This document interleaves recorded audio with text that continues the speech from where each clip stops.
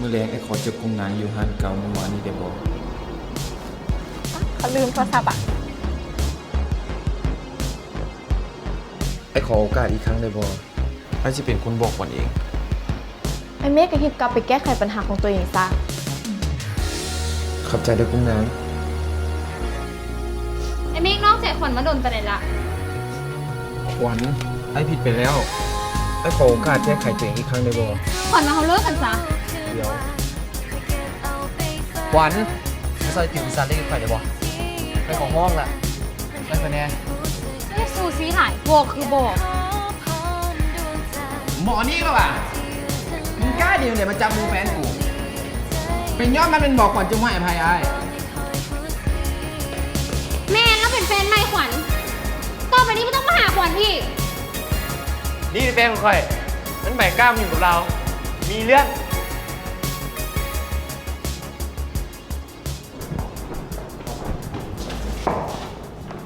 พี่เห็นเจ้าเข้าประกาศไปแบบนั้นชื่อเสียงค่อยเสียหายหมด อ้าว เจ้าเองตัวเป็นคนบอกก่อน ค่อยกับว่าไปซะแหละเพียงแต่บ่อยากให้ไอ้เมฆมาตื้อแต่เจ้าบ่จำเป็นต้องประกาศให้คนทั้งโลกรู้ก็ได้ โอ้ว่ะข่อยกับบ่ฮู้เด้ว่าเจ้าบ่อยากให้คนบนโลกฮู้ข่อยกับโทรแจ้งซีนีเอ็นได้นี่ เศร้าขวนประสาทคนมือหนึ่งได้บ่เนี่ย เวลาเจ้าใจให้นะมันตลกดีไหมเอาแล้ว แต่เจ้าหันค้นขอบใจข่อยเพราะข่อยแท้เจ้าจึงเลยพ้นออกจากเมฆหมอกดำๆนั่นแน่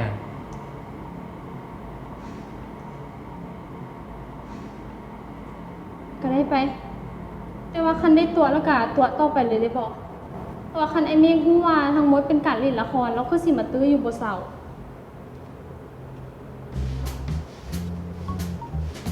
ก็ได้ แต่ต้องมีแนวมาแลกกันได้ละโอ้ยเป็นแบบนั้นเจ้าอะนะมันสเปคคนเลยจังหน่อย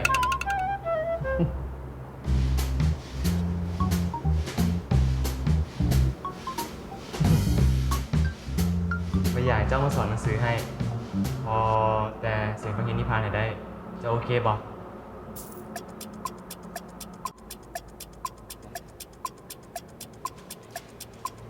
ก็ได้แลกกัน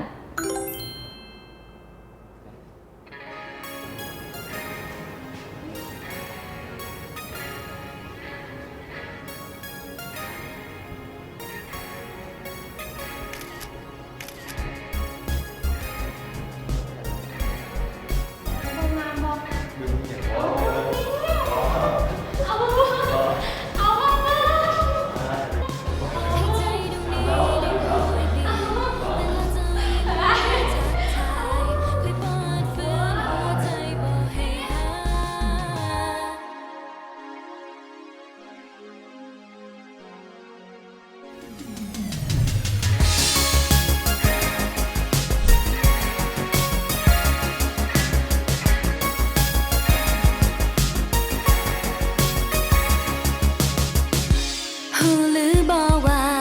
จะเฮ็ดให้โลกสดใสและฮู้บ่ว่าความรู้สึกค่อยเปลี่ยนไปเมื่อเจ้าเข้ามาทุกอย่างมันมีความหมายหวั่นไหวทุกครั้งไปเวลาที่อยู่ใกล้กันให้ใจดวงนี้ได้โบยบินเวลาเจ้ายิ้มมาทักทายค่อยปลดฟื้นหัวใจบ่ให้หายในทุกคืนวันค่อยเก็บเอาไปฝันทุกนาทีที่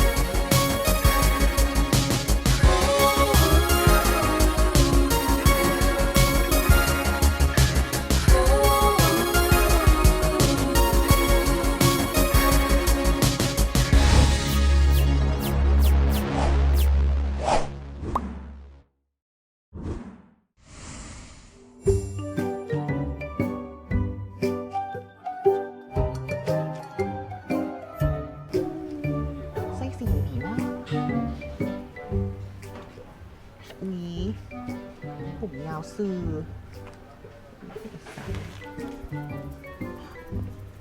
ผมมีน้ำหนักวิสี่โคตรรูเลยได้มีสกุละญี่ปุ่นเว้ยเลือกกูได้นะแนตเต้ ห้องอย่างนี้ กับบูฮูซื้อเรื่องซันซิลสิเลยดี เฮ้ยเรื่องสำนี้สันซิลนะข้าเจ้ามีทุกสูตรเพื่อนอยากให้ผมเพื่อนเป็นแบบใด ให้เด้ออุ้ยเขาอยากให้ผมเขาเงาพี่นะ อ๋อ แบบผู้หญิงสินะ อืม มีว่ะ มีอยู่แล้ว แต่ว่าเดี๋ยวโซ่ให้อืมตัวใดวะตัวนี้ให้ได้ผมนุ่มตัวนี้ให้ได้ผมเมื่อนเฮ้ยตัวนี้ให้ได้ผมมีน้ำหนักเอ้ยนี่ตัวนี้ข้าเจ้าบอกว่าให้ได้ผมยาวซื่อมีน้ำหนักจัดทรงง่ายเฮ้ยเลิศ อุ้ยใส่เบิ่ง healthier and long ผมยาวสุขภาพดี อุ้ยตอบโจทย์โคตรรู้เลยเอาเลย พี่ลูกตัวนี้เขาจะบอกว่ามันช่วยให้ผมเย็นๆ feeling เย็นๆ หรือว่าซัมเมอร์นี้ที่เขาไปทะเล เอาบ่ เอาปักโมอีก จัด นอนอาบแดดผมงามๆ เอาเลยแนทแล้วก็ต้องซื้อโฟมล้างหน้าหนึ่งเด้ออันนี้เก่านะหุ้ยลำคาญไซส์แล้วก็หน้าบุสะอาดมันก็สิวขึ้น ขนาดนั้นเลยว่ะสั้นลองเปลี่ยนมาใส่โฟมล้างหน้าแบรนด์เดียวกันกับเน็ตบ่ แบบไง เน็ตไส้พรแบบว่าล้างแล้วนะ หน้าสะอาดกิ้งเลย แล้วก็มันให้ในผิวขาวใสขึ้นน้ำแดงผู้บ่าวต้องติดแหละ พรยุใส่ไปเดี๋ยวนี้เลย ไป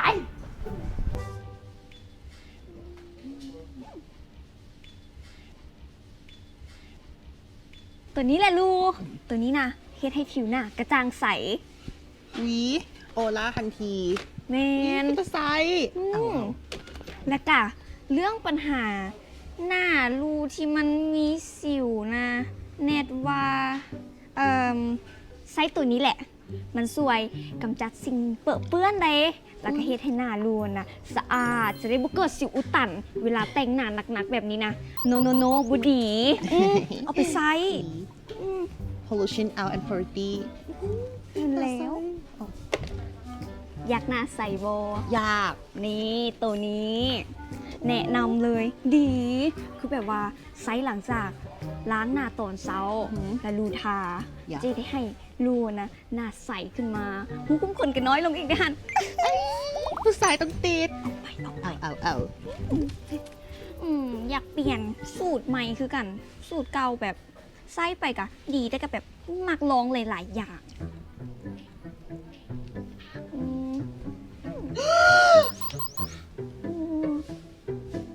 แนท อยู่เน็ตเลือกอยู่กันยังว่าสิเปลี่ยนโฟมใหม่ แนท ลูก แนท โอ้ my god ผู้พาของแนท ผ่านนะ แนทไม่ยอมเลยผู้พาก็เห็นแบบนี้กับแนท ตัวเย็นๆเขาแนมไปแล้ว งูนี่น่าจะไปลงกับผู้ไผ่หูเรื่อง ผู้ไผ่จังสิกับแนทบ่ได้ แนทถ่าลูกก่อนตี น้องมาจ่ายเงินก่อนน้องวันน่าดา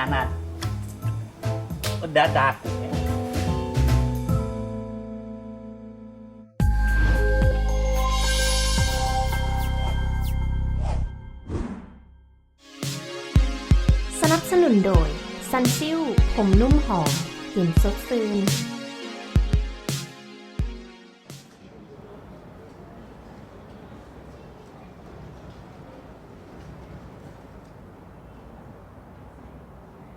ดีสูมาดีสู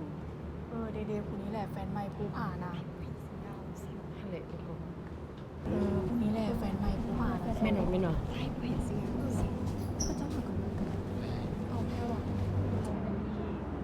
เดี๋ยวควันถือเองก็ได้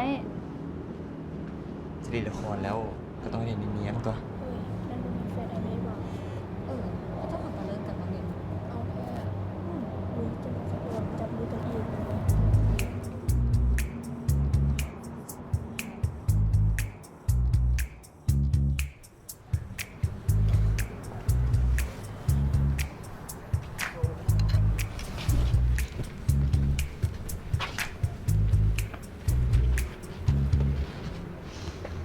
ควรอยากกินยังบ่เดี๋ยวพาไปซื้อให้ กินไข่เจียวหมูสับ มากินคือน้องผ่าเลยเนาะ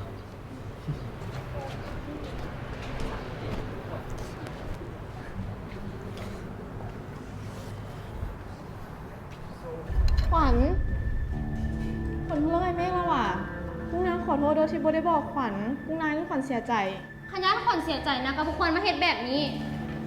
แต่นี่ต่อไปเขาบ่ต้องเป็นหมูกัน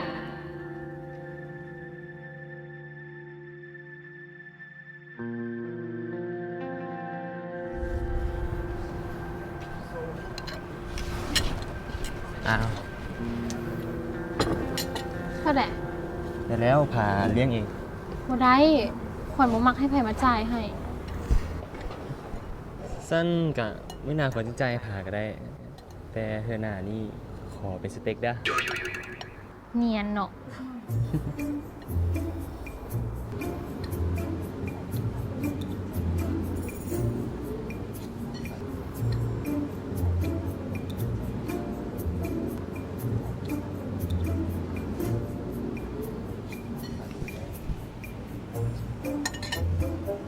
ขวัญบอกแล้วว่าต้องเฮ็ดขนาดนี้ก็ได้ ใครแซ่บปะ แซ่บ ซีมไหม ใช่ไหม สั้นป้อนดู มีมือก็กินเองตัว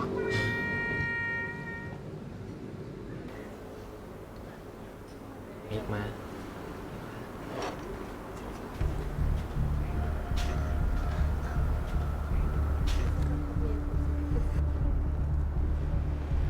แซ่บบ่ แซ่บเลย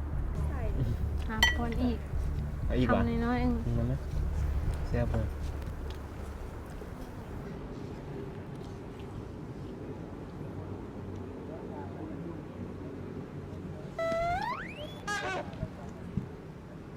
เอามือมาบีบแก้มขวัญให้อย่างนี้ อยู่กับคนหากเป็นหนาทุกข์เข้าใจบ่ดีหัก โอ้ยอย่าเอิ้นที่หักเลยบอก ฟังแล้วคนหนาวลูก ที่หักจ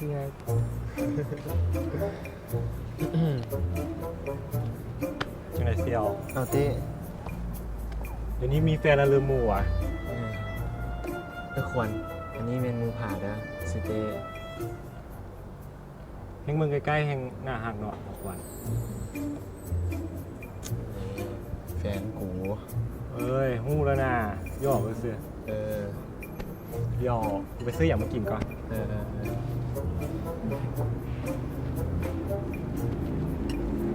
เจ้าบริการ acting เวอร์เนาะไปเรียนที่ใส่มานี่ทำท่าหึงคือขนาด วัดเต้มันจะสู้ตัวพอ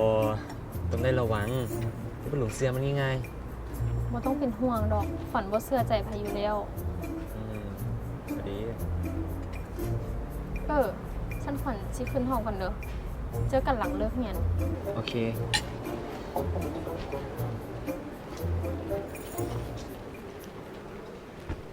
เอาเดี๋ยวเชียว กูเลยย่อมึงเลย มึงเด็ดดอกฟ้าได้แนวใด นะ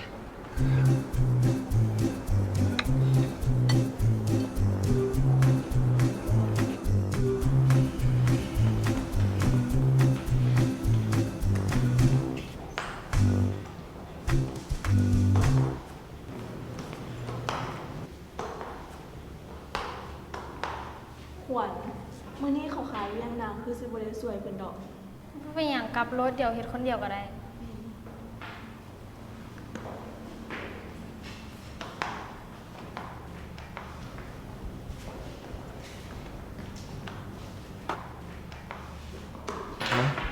ซอย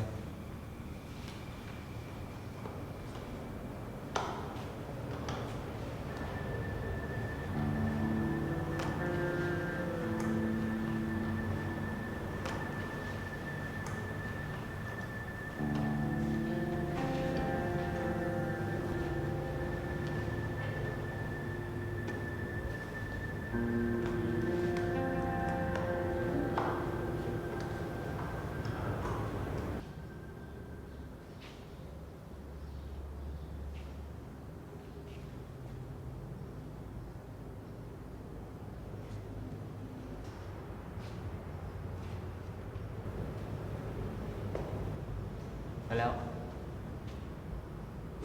มาเริ่มติวกันเลย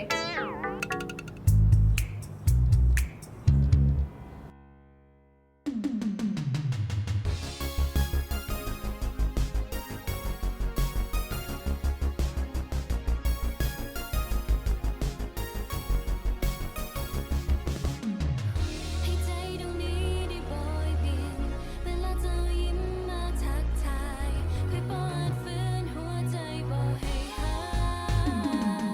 ในทุกคืนวันเคยเก็บเอาไปฝันทุกนาทีที่ใกล้กันมันเหตุให้รู้สึกดีอยากขอพรดวงจันทร์และดาวที่อยู่ทั้งนั้นถ้าต้องมีใจให้กันช่วยบอกให้คอยรู้ที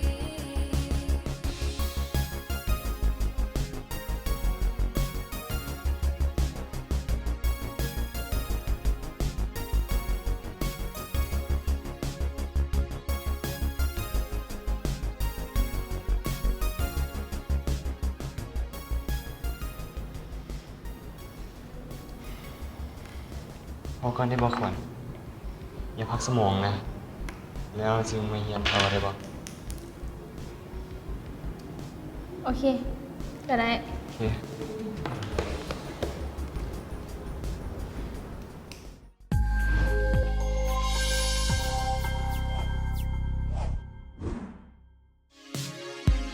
สนับสนุนโดยซันซิลผมนุ่มหอมกลิ่นสดชื่น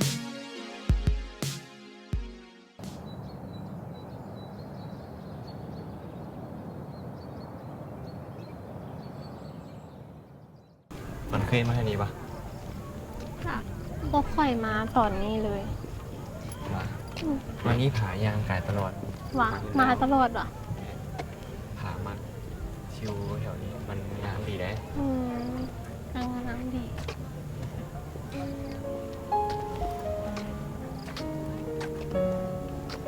งามเนาะ เห็นแล้วก็รู้สึกสบายใจ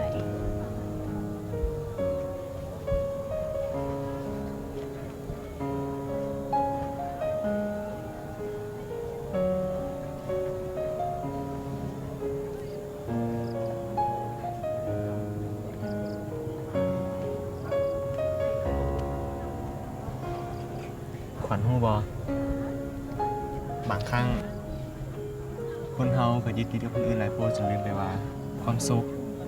มันหาได้ง่ายๆจากสิ่งเล็กๆน้อยๆอ้อมกายว่ามันสลายมากถึงผ่าน มันก็เป็นความผ่าได้เนาะ แต่มันก็แปลกดีเห็นตะเวนตกดินมันก็เลยให้ขวัญมีความสุขได้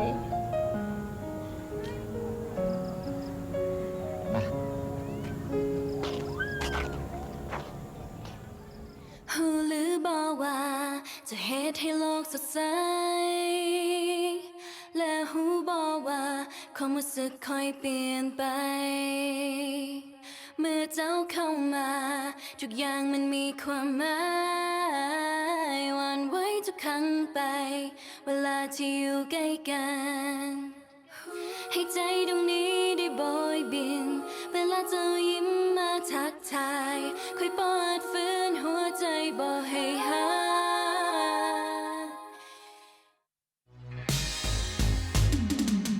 ในทุกคืนวันค่อยเก็บเอาไปฝันทุกนาทีที่ใกล้กันมันเหตุให้รู้สึกดีอยากขอพรดวงจันทร์และดาวที่อยู่ทั้งนั้นถ้าต้องมีใจ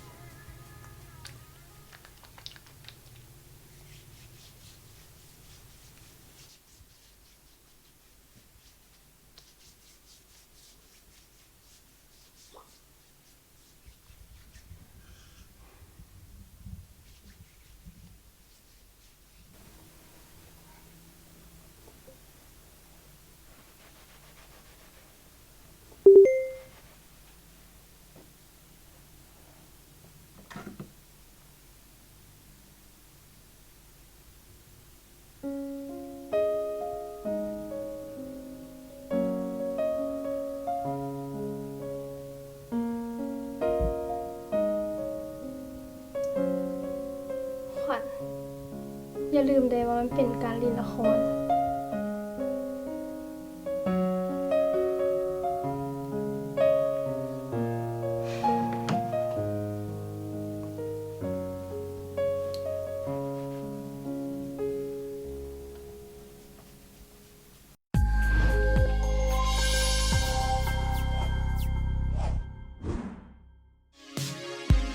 สนับสนุนโดยซันซิลผมนุ่มหอมกลิ่นสดชื่น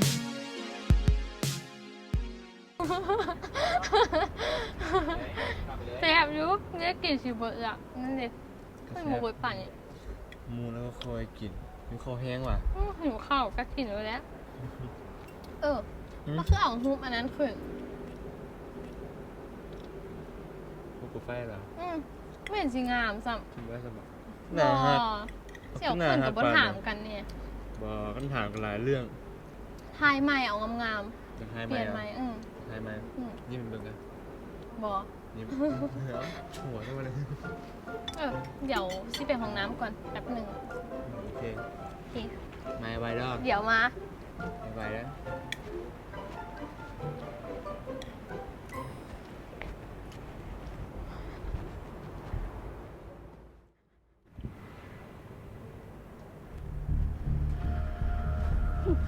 ขวัญจะคิดว่าเจ้างามสิบอก มันน่า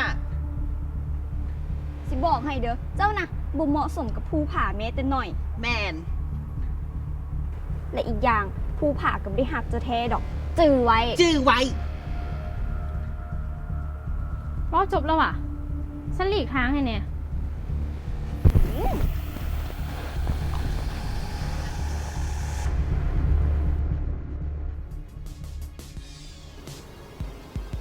นอนน้ำลายเฮยมึงเปลี่ยนหมดแล้ว ขนไว้ได้นอนน้ำลายเหย ผ่านมีนักผ่านเด้ เอามาเลือกทิ้ง สิคนเฟซบุ๊ก โอ้เอามาเอามาโอ้ยเดี๋ยวพอทูบเปลี่ยนสีงามจ้ะ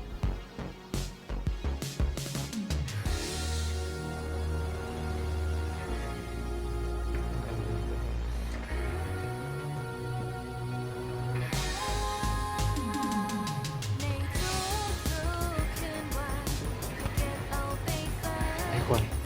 กลับบ้านไป เขายังบ่ได้พื้มซ้ เทวา ำโอ้ยขวัญบ่ได้คิดอย่างกับเราแล้ว มาได้ยังไงนี่ กุ้งนางพามาเองแหละ